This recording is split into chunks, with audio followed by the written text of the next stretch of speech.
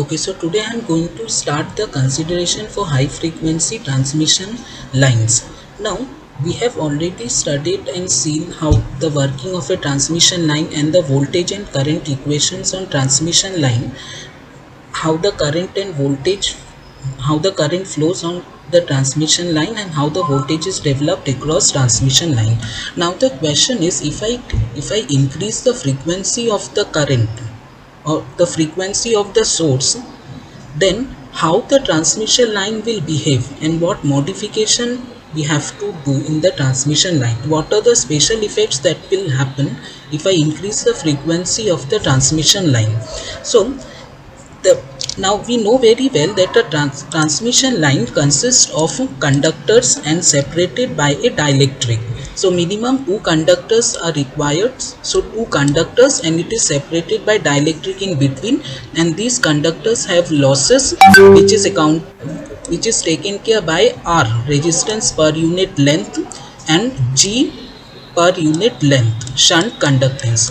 The resistance R is due to the resistance offered by the conductors. Now, as the frequency of the signal increases, the resistance offered by the conductor increases due to skin effect.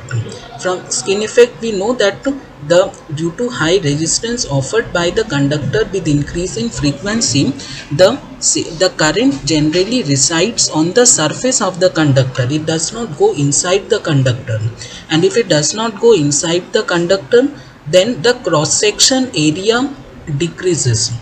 So there is an effective reduction in cross section, and if the cross section increases, the resistance offered by the conductor also increases. So analytically, it can be shown that the resistance offered by the conductor is directly proportional to the square root of the frequency of the signal. However, the conductors also offer reactance per unit length, because of which we include inductors. Now this reactance offered by the inductor is given by x equal to omega into L, and omega is 2 pi f. Here f will come 2 pi f into L. So due to this, so x is directly proportional. So x is directly proportional to frequency of the signal, but the resistance offered is directly proportional to square root of frequency. So with increase in frequency, both R, resistance per unit length, and inductance per unit and reactance per unit length increases. It is inductive reactance because of inductor. But since x is proportional to f and r is proportional to square root of f, effectively x is much greater than r. So the reactance is much greater than resistance per unit length. This can be concluded at high frequency. If this is the approximation, we can approximate R to be close to 0. That means no loss. So we can consider to be perfectly lossless line. Even G is also responsible for introducing loss. Even G is very less. G also can be considered to be less. Now this is quantitatively. Qualitatively also it can be proved. If we take a very short wire, a short wire will have less conducting material and insulating material, so R may be less and G may be less, but this small wire may cover several wavelengths, because at high frequency wavelength is less. So this small length of wire may cover several wavelengths, so due to which my inductance will be high, but the resistance R and G losses will be less. So thus it is concluded at high frequency the line can be considered as completely lossless, and this makes our analysis much more simple. So analytically also, if we see that,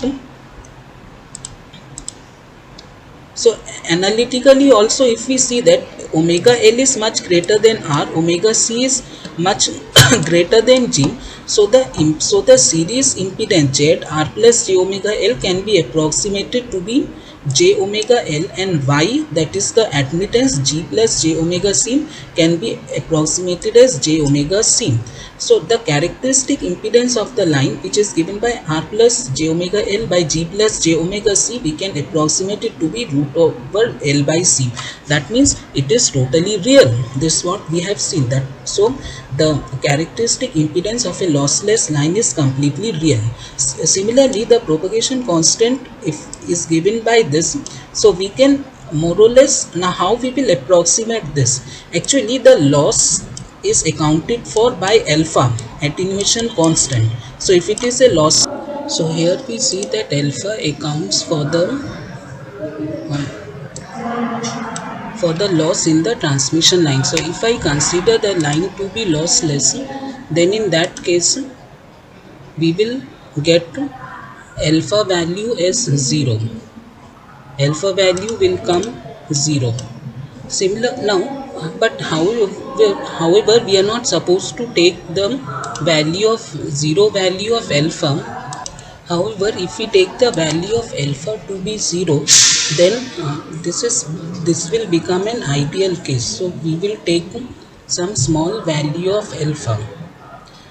Now this can be obtained by considering gamma as the general equation and then rearranging in this form, so that we get r by j omega l term. Now since omega l is much greater than r, this term is less than 1. This term is also less than 1. Since these terms are less than 1, we can expand it in binomial series form. And if we expand this in binomial series form, we will get like this. And if we open the bracket, we get like this. So alpha is approximately this part. So this part is alpha and beta is approximately omega root LC. So these are the expressions of alpha and beta that we obtain by considering line to be lossless, very small value of alpha.